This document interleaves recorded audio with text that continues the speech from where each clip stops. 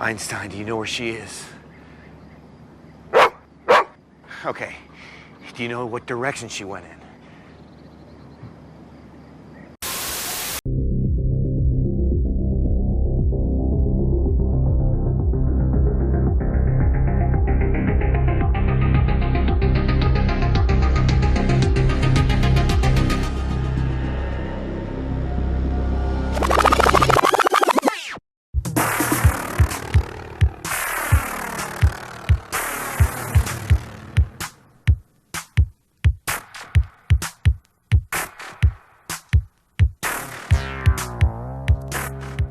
Welcome back to the Vortex, the video Vortex, and this is an interesting one. I mean, every month here on the Vortex is interesting. Yeah. To varying degrees. Like even the sucky ones, like it's interesting. This one, that's all I can say. It's unique. It's unique, and it's the fourth movie of a series. So we didn't even watch the first three. We're just jumping straight to the fourth one, apparently. I think I'm the only one here that's seen the first one, right? Yeah. Oh, you've seen it back? Yeah, see, I haven't seen it since back then, back when it came out, the original. I've never seen any of these movies. Didn't really even know they existed, to be honest with you. But this one is the fourth one, like I said, and it's Watchers Reborn, straight to video sequel to from 1998 to Watchers. That, apparently, it was a book.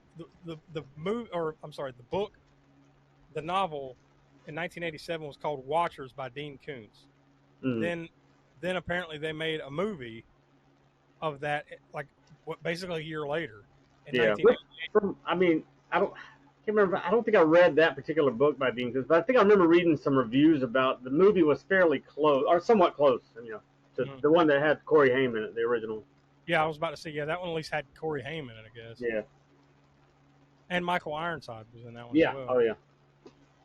I haven't seen, but from what I could gather, essentially all these movies it's the same premise, right? Like it's about like this genetically engineered golden retriever. Yeah.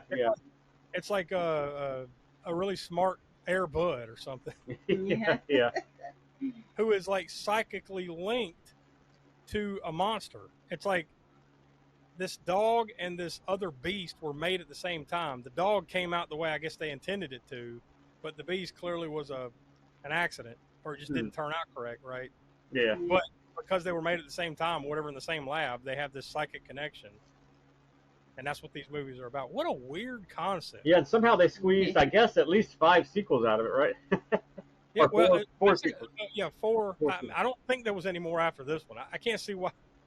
I can't see why anybody would sit there and watch this and say, you know what, we need another one. Yeah.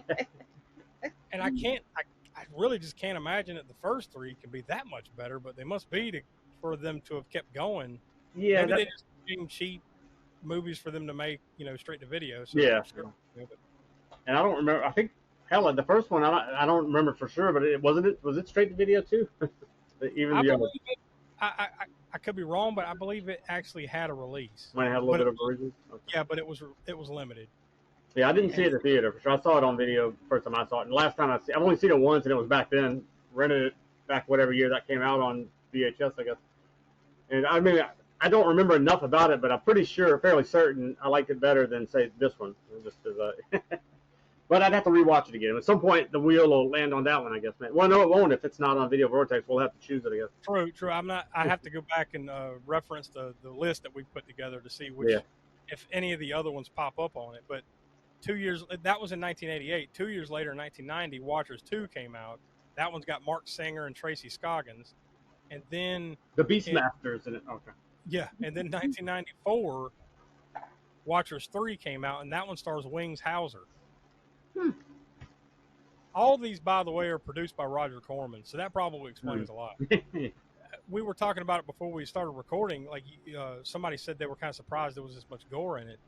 But, if you look at who did this, I mean, I guess it's a little less of a surprise, right? I mean, it was directed by John Carl Buechler.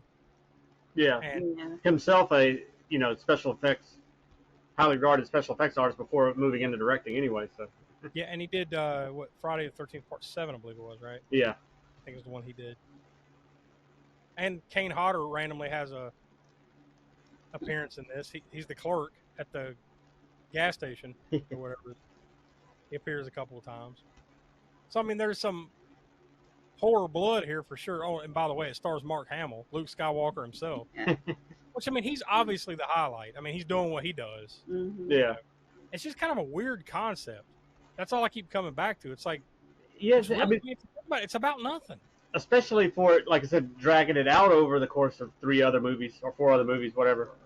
Yeah. I mean, for one movie, the book, I'm sure was more well written than the script for the movie came out to be or whatever. I mean, you can do this a lot better on paper than you can on with a low budget horror movie. Although, like I said, from what I remember, the first one's at least, more watchable. I'm not saying this one's not watchable. We'll get to our ratings for it and all that stuff, but we've definitely seen worse on Video Vortex and all our other shows, right?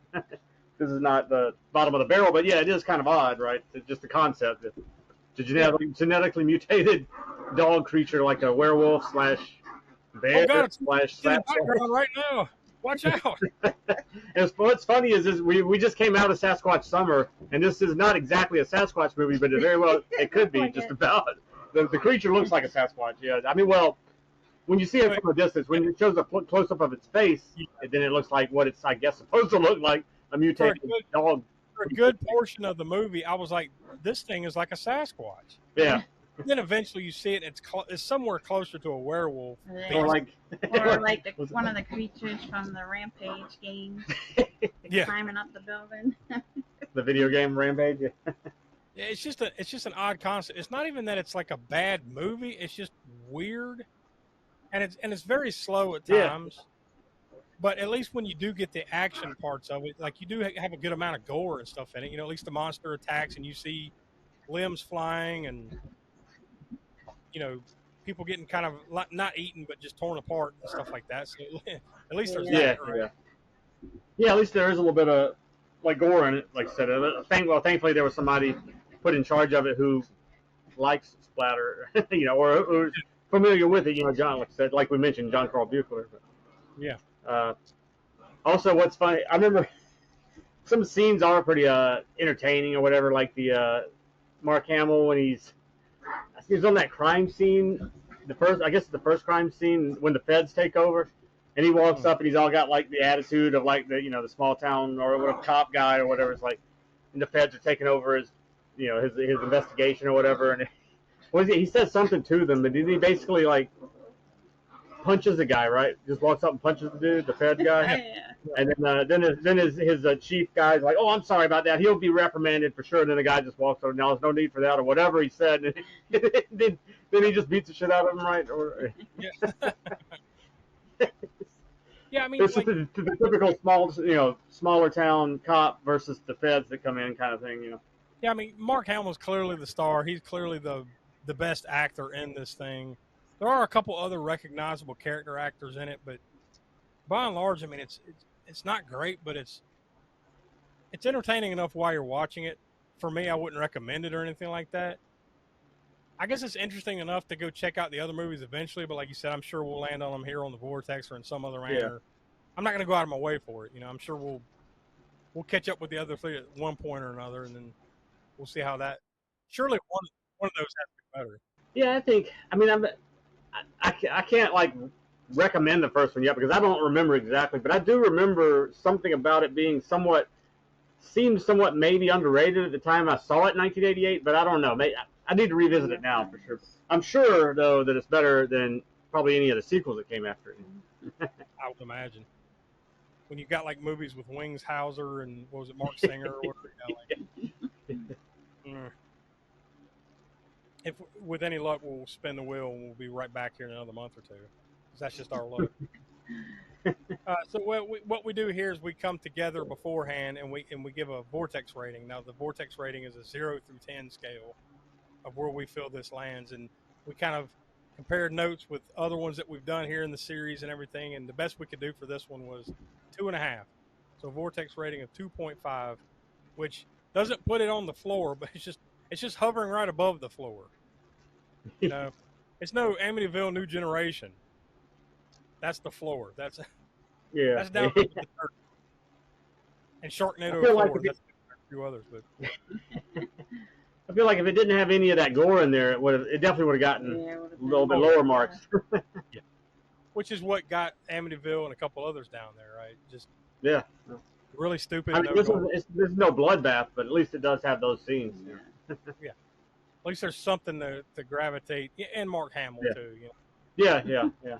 You put some other Joe in this, not Mark Hamill, and then take the gore out. Yeah, this might be the worst movie we've ever seen. But as it stands, it's fine. It's passable in the realm of the video vortex. So that's all we can ask for sometime. Next month we'll see if this is passable or not. Because everyone now, if longtime watchers and people that pay attention to the Spook Show goings on, you may remember a couple years ago we had a very short-lived series called Traumatic Experience, where we were watching Troma movies, not in any particular order or anything, just kind of like Vortex, where we spun a wheel, whatever it landed on, right? We watched 3 movies, and then we're like, no, that's it. We're not doing this anymore. We bailed out. Yeah. So we took all those Troma movies, though, and we put them into the video Vortex pile of movies. So every once in a while, we're going to spin the wheel, and it's going to land on one of those, and what do you know? That's what it did. It landed on another Troma movie. The next month, we're going to be watching one I have not seen from 1983, Stuck on You. It looks like one of those Porky's style early 80s raunchy comedies is what it looks like. Yeah, and it came out around I forget what year the first Porky's came out, but I mean, what was that, 80, 81? Somewhere around there. These types of movies were all the rage during this time period. Yeah. Late 70s to early, like what, around 83, 84, 85, somewhere around there, right up. But these really raunchy comedies. Sex comedies, basically. What they were called. Comedies, basically, is kind of what they were. So, yeah, that's what this looks like. So we'll see whether this is onward and upward or another shitty movie from Troma, right? I mean, because